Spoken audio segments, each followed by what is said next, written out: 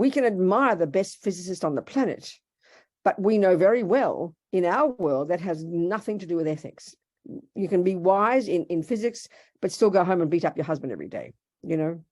Whereas the Buddhist view, it is totally not like that. Meaning well is not enough. Compassion is not enough. We need wisdom. So that means we must understand. Because actually, finally, the point is compassion, our ability to be of benefit to others, empathy with the suffering of others, and then the proactive action, the proactive energy of compassion. What can I do to help? That's the point. That's the bodhisattva path. Absolutely. But wisdom, you're limited by the extent of your wisdom is the extent of your compassion. So it's crucial to understand what wisdom is in order to really have profound compassion, you know. So the wisdom part is massive, but what does it mean by wisdom? What's that got to do with anything? What's it got to do with my happiness, in other words? And how can it inform our compassion? How can it enable us to have phenomenal compassion? Well, this is where we have to understand the Buddhist model of the mind. I mean, we love, a lot of people love being a Buddhist. They love the idea of mindfulness. They love to do meditation. They love, and many people enter into a spiritual path, enter into Buddhism on the basis of compassion. We all know Yad loves to more compassion. More wisdom, not so sure, because we don't have what's the Buddha's take on it? Well, this is the interesting point. One way of framing the whole of the Buddhist path is in terms of stopping suffering and getting happiness. Forgetting the compassion wing, okay, for oneself. And that's the Four Noble Truths, as Buddha's presentation from his own direct experiential findings. 1, what is suffering? 2, the causes of it. 3, you can be free of suffering and its causes. And 4, the methodology, how to do it. That's the wisdom wing.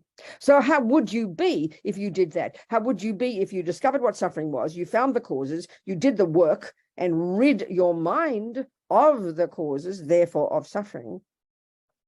How would you be? This is the wisdom wing. Compassion wings is another whole kettle of fish, This is the work you do on yourself. So in all this level of practice has got nothing to do with proactively being kind, being compassionate. That's the wisdom, that's the compassion wing. That's the Mahayana component.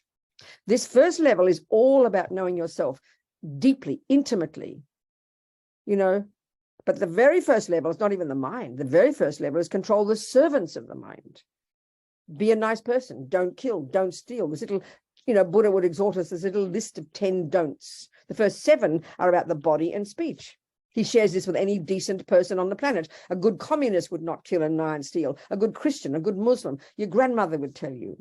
So this is the very first level of practice. You control the servants of your mind. The mind is the point, but you've first got to control the servants of your mind. And if you look at the world, it's completely evident. I mean, it might be the mind that has the anger in it, but what does the harm? It's the fist and the mouth. It's clear. Look at the world.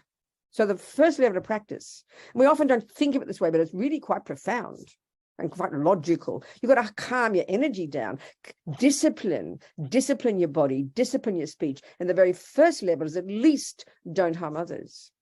Then you get why? Because they're the actions that are driven by the neurotic parts of your mind. Now you get to high school, the middle scope, the next stages of the wisdom wing. And now you really get into the nitty-gritty of being a Buddhist. Now you learn to be your own therapist. Now you learn to really get wisdom.